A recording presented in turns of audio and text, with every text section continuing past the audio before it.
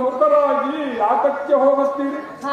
ನಿಮಗೆ ಇಲ್ಲಿ ಇರುವುದಕ್ಕೆ ಇಷ್ಟವಿಲ್ಲದಿದ್ದರೆ ಶ್ರೇಷ್ಠವಾದ ಭಾರತಿಗೆ ಹೋಗೋಣ ಬನ್ನಿರಿ. ಇನ್ನು ನಿಮ್ಮ ಪತಿಯಾದ ಅಭಿಮಾನ್ಯುವಿನ ಅಂಬಲವನ್ನು ಬಿಡಿರಿ. ನಿಮಗೆ ಬಂದಿರವ ಹೇಳಿ ಧೈರ್ಯವನ್ನು ಮಾಡಿರಮ್ಮ ಮಕ್ಕಳೇ. ಸೈ ಜನಕ ಒಳ್ಳೆ ಮಾತು ಏನಿದೆ. ರಥ ಕೆಟ್ಟ ಮತಿಯು ಪ್ರತಿಭ್ರಷ್ಟಳಾದ ಸತಿ ಎಷ್ಟು ದಿನ ಮತೀಶ್ವರಾಗಿ ಬಾಳಿದ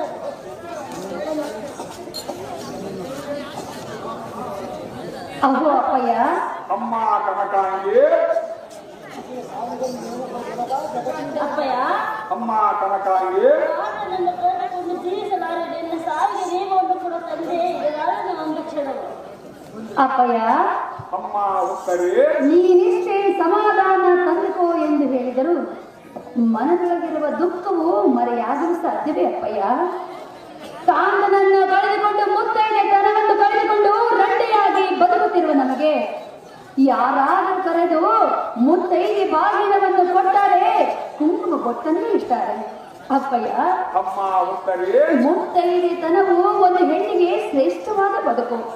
ಆ ಮುತ್ತೈದೆ ತನವನ್ನ ಕಳೆದುಕೊಂಡ ನಾವು ಈ ಭೂಮಿ ಮೇಲೆ ಬದುಕಿದ್ದರೇನು ಪ್ರಯೋಜನವಿಲ್ಲ. ಆದ್ದರಿಂದ ನಮ್ಮಿಬ್ಬರ ಸಾವಿಗೆ ತೀರ್ಪನ್ನು ಕೊಟ್ಟು ಬಿಡು. ಕಾಂತನ ನೆನಪಿನಲ್ಲಿ ಪ್ರಾಣವನ್ನು ಬಿಡುವ ಜನಕ ಜಗದ್ವಿಖ್ಯಾತಿ ಚೆನ್ನಾಗಿ ಹೇಳು ಅಪ್ಪಯ್ಯ.